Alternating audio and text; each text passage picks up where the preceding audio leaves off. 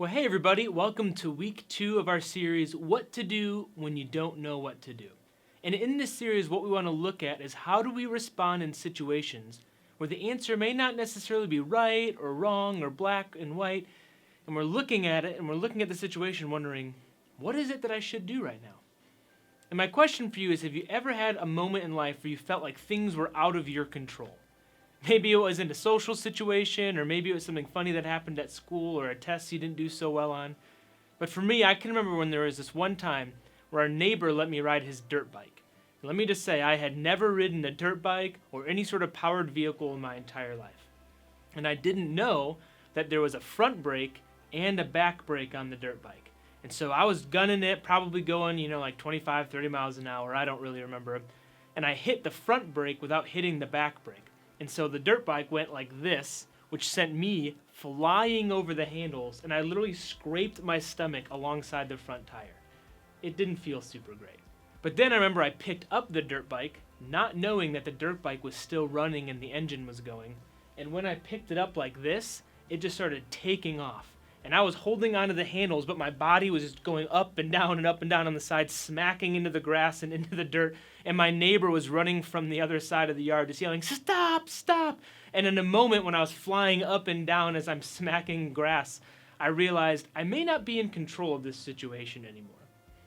And maybe you felt like that. Maybe it was something goofy that ended up in a couple scrapes and bruises like mine, where you didn't feel control over a dirt bike, or maybe over your car, or maybe over a video game that you lost. But for some of us, there have been situations in our lives that we felt like we couldn't control, and we were left wondering, what am I supposed to do? Maybe for you it was the news that your parents were getting a divorce, and it felt like, man, this is way beyond my control, and I really have no idea what to do. Maybe it was a breakup that came suddenly. Maybe it was the fact that your test scores weren't good enough to get into the college you wanted to. I'm not sure what the situation was for you, but I know that at some point in your life, if you haven't experienced this already, at some point you'll experience a situation that feels out of your control, and you're going to be left wondering, what am I supposed to do? And this week what we want to look at is the story of a man named Joseph, one of the most famous characters from the Old Testament. And we're going to dive into his story because he's going to find himself in a situation, as we're about to see, where he's extremely out of control of what's happening around him. And we're going to look at how he responds in that moment and what's true in that moment when he feels like his life is out of his control. So today, we're going to kind of paraphrase the story of Joseph a little bit because there's a lot of verses to cover. So we're not going to put every single one up on the screen, but I'd encourage you, grab your Bible or download the YouVersion Bible app and follow along with us in Genesis chapter 37. Don't just take my word for the Bible verses we're giving to you. Follow along with us and read it as we go through. So the story starts off with a man named Joseph. And it tells us that Joseph is a part of a really big family. He has lots of other brothers. But something that's distinct and unique about Joseph is that he is his dad's favorite. Maybe you kind of just grimace when you hear that, or maybe you get really excited because sometimes in family dynamics, some kids can get away with a little bit more. And that's how Joseph's brothers felt about him. They felt like because he's dad's favorite, he gets away with so much stuff. He gets to do whatever he wants. And they were jealous of that about Joseph. And Joseph's dad actually shows his favoritism so much so that he buys Joseph this wonderful, beautiful coat that he doesn't get for anybody else. Maybe you've heard of the musical Joseph and the Technicolor Dreamcoat, and I'm not really sure exactly what the big deal was with this coat, but Joseph put all of his identity in the fact that he got to wear this coat because that meant he was his dad's favorite. And some of us use coats as a fashion statement, but I guess it could be true that coats do say something about you. Me and my pa love to go hunting together. Let me see. I'd love one large venti mocha chocolate chip espresso, make it a soy milk, and I do not want a straw. Yeah, dude, just know, can't wait to grab my board and rip some gnarly moves. Actually, could I speak to a manager? So I'm not sure what your coat says about you, but Joseph's coat represented the fact that he was the favorite. And his brothers, they didn't like that. And then Joseph starts having these dreams. He tells his brothers that he has dreams where his brothers are represented as pieces of grass in a field or as the moon and stars, and they all bow down to Joseph. And he starts telling his brothers this, and they're already a little bit ticked about the coat situation. And they're like, hang on, are you saying that you believe we're going to bow down to you one day? And Joseph's like, yeah, man, that's the dream I had. And this did not make his brothers happy. It actually says that his brothers then plotted to kill Joseph. That's pretty extreme reaction. Joseph kind of treated the people around him in a little bit of a prideful way, and what happened is his brothers started to get so ticked that they actually made a plot to kill him and leave him for dead. But because one of the older brothers intervenes and says, all right, I don't think we should kill him, why don't we just leave him in this pit and we'll actually just sell him into slavery? And everybody's like, all right, that works. So his brothers set this plan in motion. They set up Joseph and they get him all the way out alone, away from his dad, away from the village, and then they pull their plan off. They literally throw Joseph to the bottom of a well and leave him there while slave traders are supposed to come and pick him up in a couple of days. Now, you may get into tiffs and fights with your brothers or your sisters or your family, but this is a whole different level of extreme. Joseph's brothers literally leave him in a pit, and at best, he's going to be sold into slavery, and at worst, he's going to lay there and slowly die. And in this moment, Joseph probably feels completely out of control. I mean, think about it. There's nothing he can do to get himself out of that situation. He's sitting at the bottom of a pit, betrayed by his brothers, the very people that are supposed to love him. And he's not only extremely physically hurt by this, but can you imagine how emotionally hurt he must have been? These are the people he grew up with that lived alongside of him, and they left him for dead. And see, it's so true of us in moments of extreme hurt like that, in moments where we feel completely out of control, moments where we feel betrayed, where we feel like there's been an injustice, we're left sitting wondering, what am I supposed to do about this?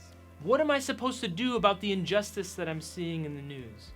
What am I supposed to do about the fact that this relationship is ending, that my parents are getting a divorce? What am I supposed to do with the anxiety and depression that I have that seems to leave me crippled day in and day out? What am I supposed to do? And in those moments, we look up and we cry out, God, where are you in this? Where are you in this situation? Where are you in these events going on? Where are you? And sometimes we look up and we think, God, you must not even be there.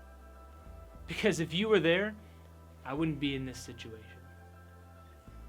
But Joseph's story doesn't end there. It doesn't end with him at the bottom of a pit. You see, one of the most important parts of this entire story is Genesis 39:2 says 5 extremely important words. It says, but the Lord was with Joseph.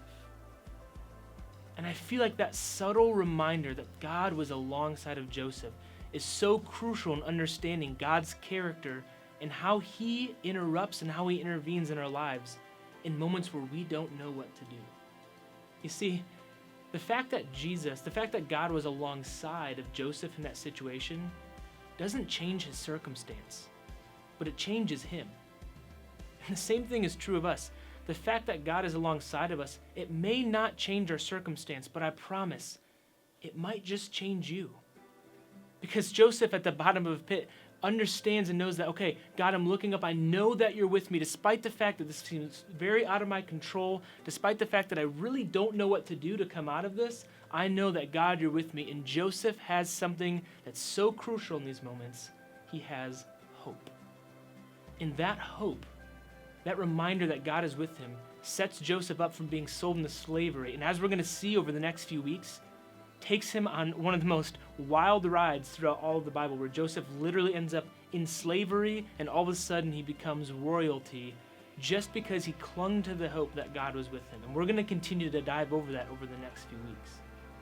But the big idea for today, the one thing I hope you find and I hope that you hear out of anything else, is when you feel like there's nothing you can do, God is with you.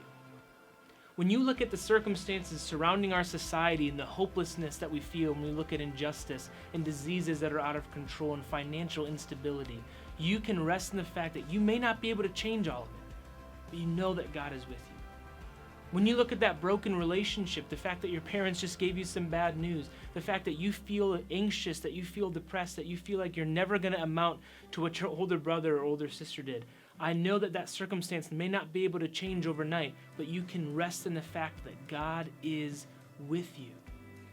And sometimes that's hard to experience. Sometimes that's hard to see in the moment. But when you decide to lean into the idea that God is with me, despite the fact that I don't feel like there's much I can do, I promise it will change you. And as a result, I believe it could change your experience. It could actually change your circumstance. Because that's the power of having hope in God. So this week, the one thing that I'd like you to do, the one thing we want you to apply to your life with what we just talked to you about, is examine where in your life do you feel like you have no control? Where in your life do you feel like you're just not sure what to do? There's a lot of circumstances that could make you feel that way, that could make you feel anxious about that. There's a lot of circumstances that leave us feeling upset, depressed, without peace, and quite frankly, really afraid. And in your life, where are those circumstances? And what would it look like for you to understand that in that circumstance, God is with you?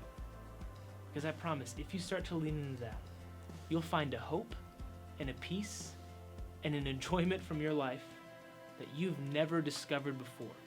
Because watch this, when you do that, the circumstance doesn't define you, your hope in God defines you. Your circumstance no longer defines you and what you feel.